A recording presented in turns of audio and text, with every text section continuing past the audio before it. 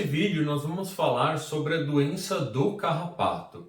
Então a gente sabe que a doença do carrapato ela é transmitida durante o processo de alimentação do carrapato. Então o carrapato ele vai mastigar a pele do animal e vai conseguir sugar o sangue do animal. Se o carrapato estiver contaminado, ele vai conseguir durante essa troca contaminar o animal também. Então, quem é mais comum são os cães, mas todos os mamíferos podem ser acometidos por essa doença.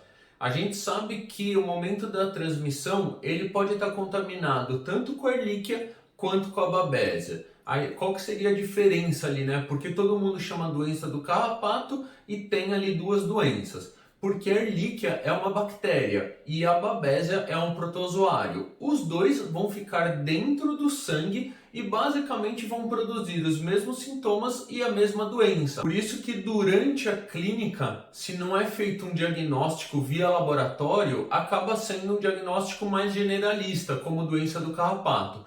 Quando a gente manda para o laboratório ou faz um teste rápido, a gente consegue realmente definir qual que é o causador, né? Quem foi o agente causador.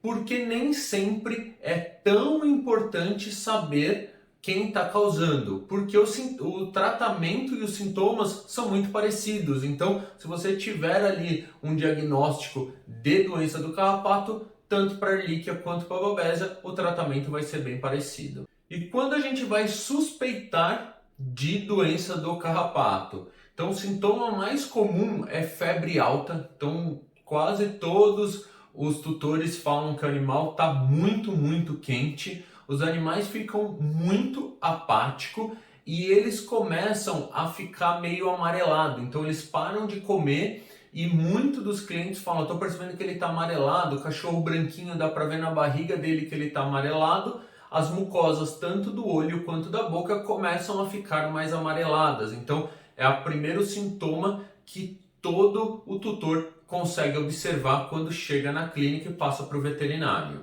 Após o 10º dia, a gente começa a perceber outros sintomas. Então, a gente começa a perceber o animal já com anemia. Então, a anemia dá para a gente suspeitar, porque quando a gente olha a mucosa do animal, está muito pálida, ela deveria estar rosadinha e ela começa a estar pálida. Você vai ver isso no hemograma também, a maioria dos veterinários vai solicitar um hemograma, então você vai ver os eritrócitos ali super baixos. Alguns dos animais começam a ter inchaço de membros, então os tutores falam que as patas estão inchadas. Esse também pode ser um sintoma clínico de quando a doença está mais avançada.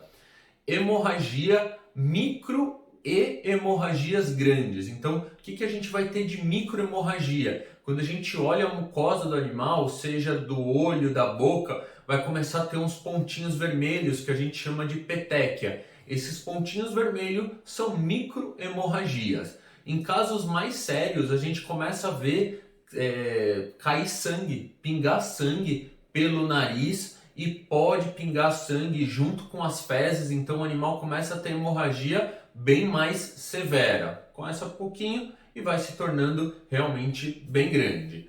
Quando faz o exame, a gente vai ter uma queda grande de plaquetas. Então, essa queda de plaquetas que vai ser responsável pela hemorragia. Então, imagina que as plaquetas correspondem à coagulação do animal, elas que vão fazer a coagulação do animal. Se não tem plaquetas, o animal começa a ter hemorragia. Se a doença já está fazendo com que o animal não tenha célula vermelha, imagina ele ainda perdendo mais células. Então a anemia ela começa a ficar cada dia mais forte. Por isso que o tratamento tem que ser o mais rápido possível, senão o animal pode vir a óbito em poucos dias. Então o diagnóstico, como que a gente vai fazer? Sintoma clínico, muitas clínicas que não tem como fazer hemograma, o veterinário acaba fazendo por sintoma clínico. Quem pode fazer, faz hemograma. No hemograma, a gente olha primeiro parte vermelha, se o animal está com anemia. Parte branca, normalmente o animal está com um elevado número de leucócitos, então demonstra que tem uma infecção. E plaquetas baixas. Então, quando vem aquele hemograma bem típico, a gente já desconfia de doença do carrapato. Também é legal fazer um exame que a gente chama de pesquisa de hematozoários. O que é esse exame? Vai colocar o sangue numa plaquinha e vai olhar no microscópio. Então tem que corar, fazer o processo. No microscópio você vai conseguir corar ou a bactéria ou o protozoário. Então aí você tem 100% do diagnóstico. E algumas clínicas já têm teste rápido. Então, teste rápido, você coleta uma gotinha de sangue, põe no teste rápido, é como se fosse teste de gravidez. Só que ali você vai botar sangue e vai aparecer os risquinhos se é positivo ou não. Por que é importante fazer hemograma junto com o teste rápido? Porque o teste rápido só vai mostrar se o animal tem ou não a doença. Mas o hemograma que mostra o quanto de anemia ele tem, o quanto de infecção ele tem e o quanto de plaquetas ele está baixo. Se ele tiver com umas plaquetas muito baixas, às vezes a gente precisa fazer transfusão de sangue, senão durante o tratamento o animal pode ter uma hemorragia e morrer.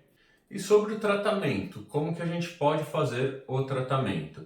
O tratamento básico que todo mundo usa é a doxiciclina, então a gente faz a doxiciclina tanto para Ehrlichia quanto para Babesia. O veterinário normalmente pede de 7 a 14 dias, vai depender de como que o animal está.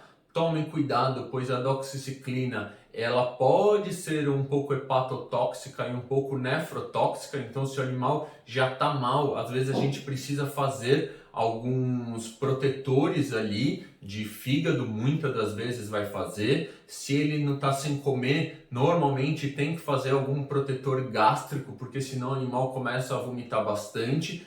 E em alguns animais que já estão vomitando, a gente precisa fazer algum medicamento para segurar o vômito. Então, como Plasivete, Serenia, algum deles para segurar o vômito. Senão, você vai dar doxiciclina e logo depois o animal vai começar a vomitar e vai perder todo o remédio. Em casos muito sérios, a gente não recomenda nos primeiros dias de tratamento oral. Às vezes faz um injetável nos primeiros dias, porque o animal não está comendo, e aí depois continua com oral.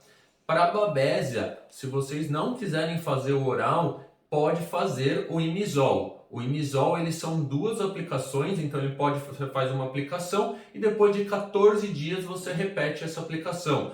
Facilita muito o animal que não está comendo, que está muito apático, para você não precisar dar remédio. Então, para Ehrlichia e Babesia, doxiciclina. Para Babesia você pode escolher ou Imizol ou a doxiciclina.